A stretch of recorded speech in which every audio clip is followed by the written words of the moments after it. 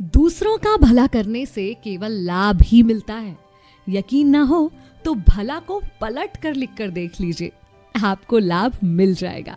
94.3 my FM से मैं हूं विनी आपके साथ, और चलो आज कुछ अच्छा सुनते हैं। एक महान गुरुजी की कहानी सुनाती हूँ, जिनके गुरुकुल में बहुत सारे शिष्य शिक्षा प्राप्त करने के लिए आया करते थे। राजा महाराजाओं के बच्चों से लेकर साधारण लोगों के बच्चों तक हर कोई गुरुकुल में आता था शिक्षा प्राप्त करने के लिए, एक अच्छा इंसान बनने के लिए। अभी जो शिष्य गुरुकुल में थे, आज उनकी शिक्षा का आखिरी दिन था। सब बड़े उत्साहित थे, शिक्षा खत्म कर अपने अपने घर की ओर वो जाने वाले थे। इतने में गुरुजी ने सबको आवाज दी कि सब लोग यहाँ पर एकत्रित हो जाएं।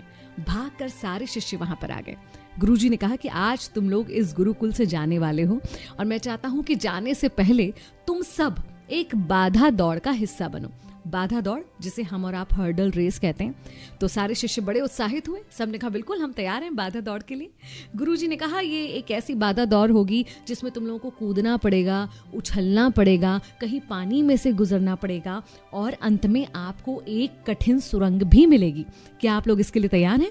सारे शिष्यों ने हाँ में जवाब दिया और बाधा दौड़ शुरू हुई। सारे शिष्य लगभग साथ साथ चल रहे थे और उन्होंने सारी बाधाओं को पार कर लिया, और अब वो उस कठिन सुरंग तक पहुंच गए।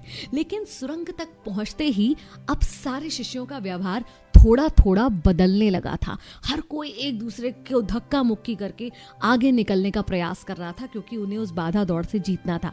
वो सुरंग काफी अंधेरी थी, उसमें पानी भी बह रहा था, और जगह जगह ऐसे नुकीले पत्थर पड़े हुए थे जिनसे पैरों को काफी गहरी चोट लग सकती थी। बाधा दौड़ खत्म करके जब शिष्य गुरुजी के पास पहुंचे तो गुरुजी ने कहा कि तुम में से कुछ लोग तो बहुत जल्दी आ गए, लेकिन कुछ लोगों को बहुत ज्यादा समय लगा, ऐसा क्यों हुआ?